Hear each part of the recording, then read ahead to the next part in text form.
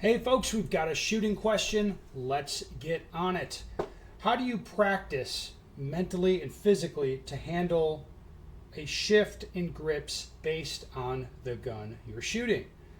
For example, building a repeatable system between a 2011 with a safety versus a Glock with a different grip angle and a plastic beaver tail. It's a good question. All right.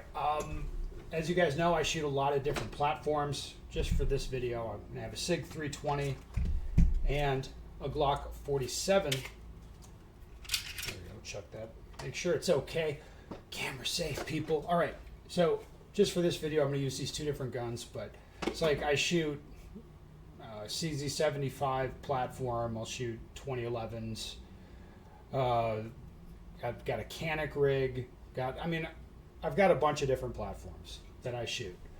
It's kind of one of the things that I like to do. It's a little bit interesting for me to shoot a different pistol a little bit, and lately I've been talking about it on YouTube because I like to apply the same mechanics to different guns. And I'll say training for different guns, for me, it's all about two things. Like first, I'm kind of, at this point, I'm very radically acceptant of whatever the trigger is. So on this, like this factory Glock, the trigger is going to be like spongier, longer, and heavier.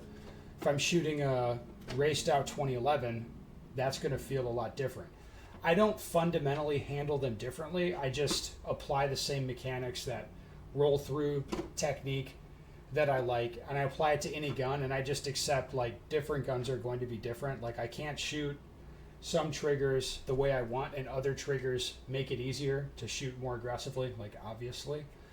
And I would say I just accept that, and I'm very patient. When the gun feels slower to me, I've learned to be very patient with it, and I don't try to force anything. So that's the first thing, right? I just accept whatever the gun's doing. If it feels really snappy, I'm patient, right? If the trigger feels like it's taking longer than I want, I'm patient, right? It sounds obvious, but that's an important thing. To not try to, I don't try to force each gun to feel and behave the same as all the other guns. The other thing is, to me, the key thing is going to be the thumb technique. Okay?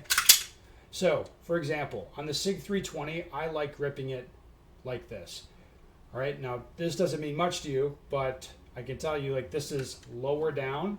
So I'm lower down the grip than I normally would be. Like, normally I'm kind of like this. If this was a Glock, I'd be holding it like this. Higher up on the frame with my hand wrapped around.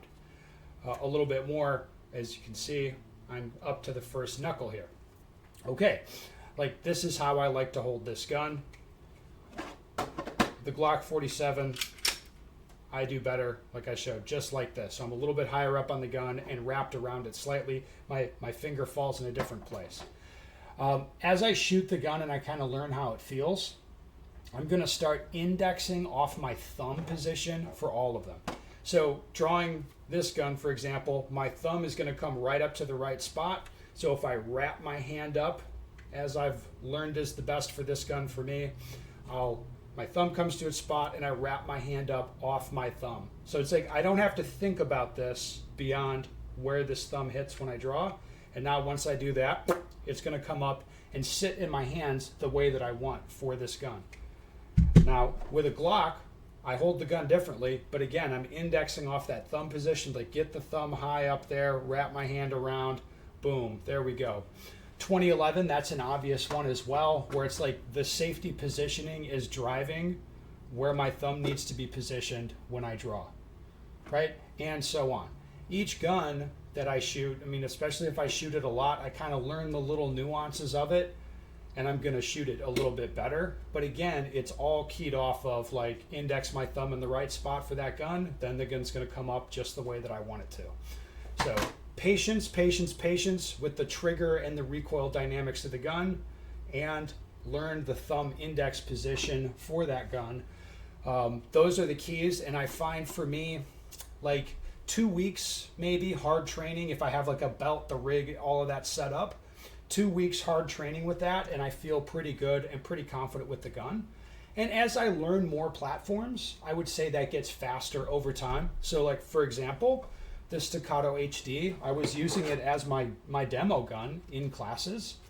Like I set up the holster in the hotel room and had zero dedicated training with the gun beyond just dry firing it some, like dry fire the, with that holster, kind of get my holster position optimal, and then shoot it in class. And I was shooting it like not great, but I shot it like okay, with very, very little training and just using those kind of core principles to get adapted to the gun.